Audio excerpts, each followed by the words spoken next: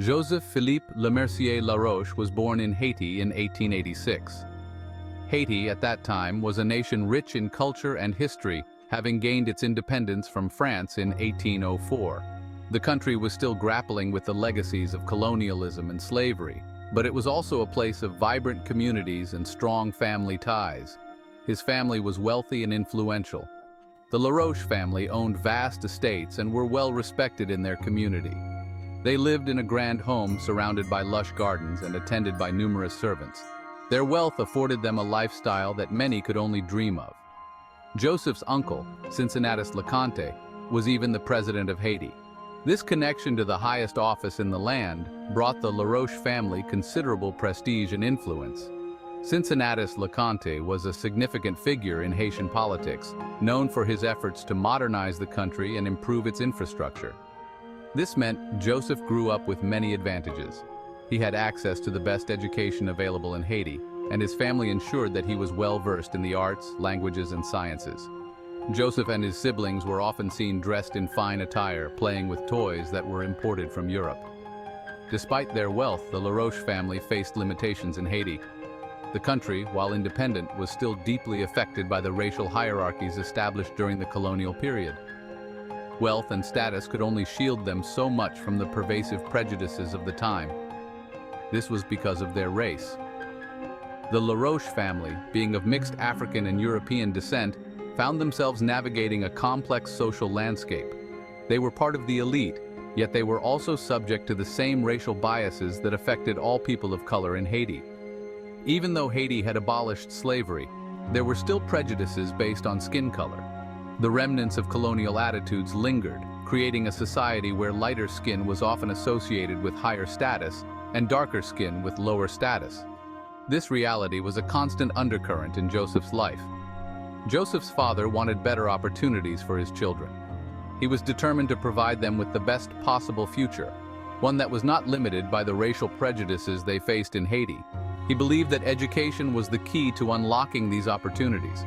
He sent Joseph to France for his education.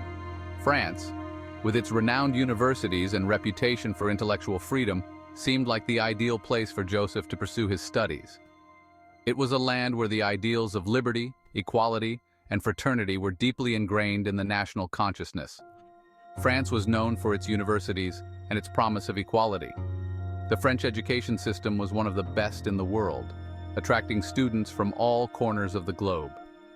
For Joseph, studying in France represented a chance to escape the limitations imposed by his race and to achieve his full potential. At the time, it seemed like the perfect place for young Joseph to learn and grow without facing racial barriers. The universities in France were melting pots of ideas and cultures, where students from different backgrounds could come together to share knowledge and experiences. Leaving Haiti was difficult for Joseph, but he was excited about the future. He knew that this was a unique opportunity, one that could change the course of his life. The farewell was emotional, with his family gathered to see him off, offering words of encouragement and hope.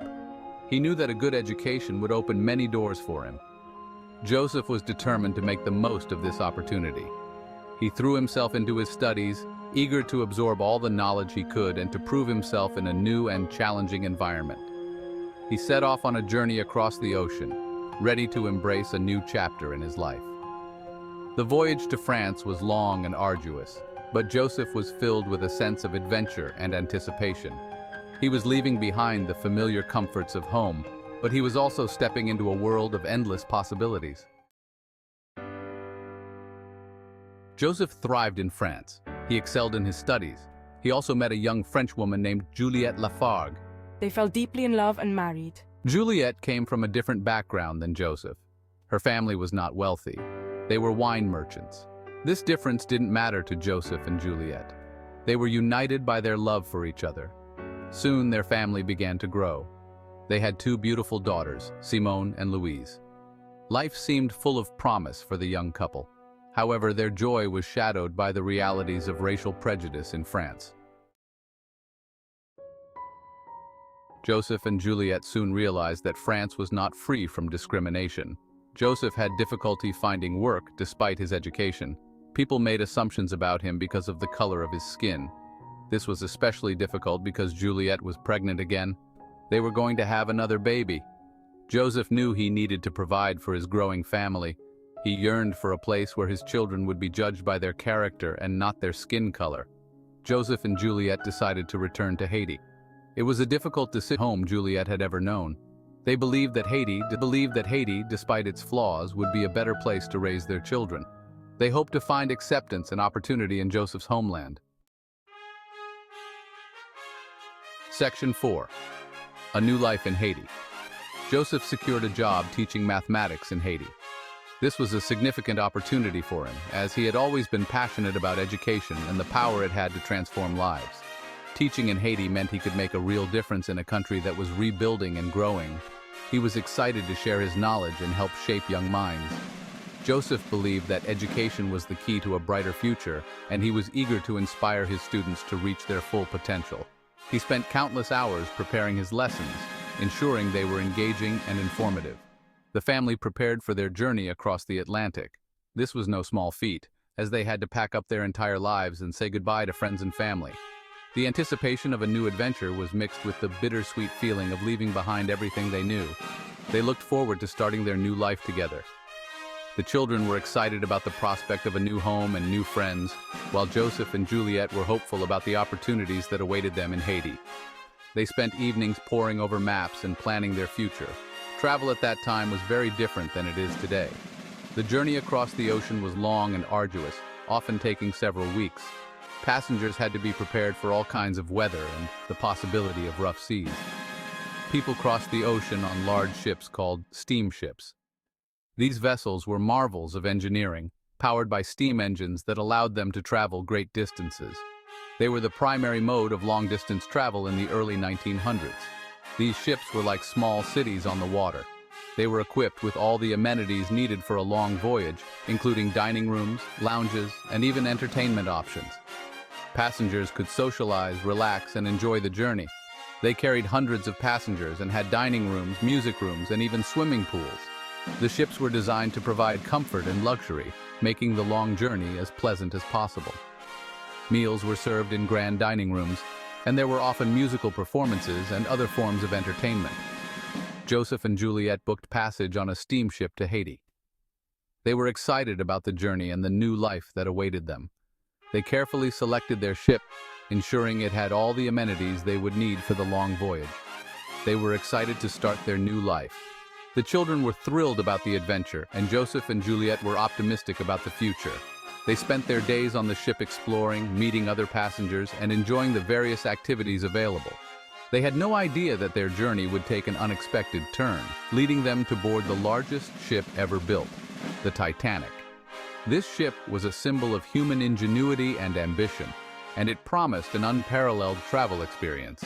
Little did they know, their voyage would become part of one of the most famous maritime disasters in history. Section 5. The Titanic, a Voyage of Hope. The story of the Titanic is one of the most well-known maritime tragedies in history, but for many, it was also a voyage filled with hope and dreams of a new beginning. Joseph and Juliet Laroche were among those who saw the Titanic as a beacon of hope. They originally planned to travel back to Haiti on a different ship, one that would take them to their homeland where they hoped to start a new chapter in their lives. However, their plans were disrupted.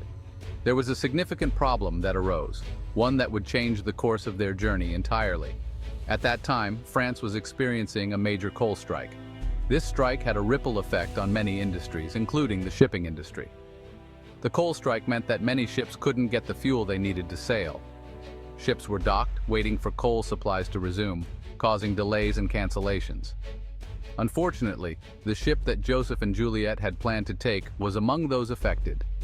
Their original ship was delayed indefinitely, leaving them in a state of uncertainty. They were deeply worried about getting back to Haiti on time. The delay was not just an inconvenience, it was a significant setback to their plans and dreams. That's when they heard about the Titanic.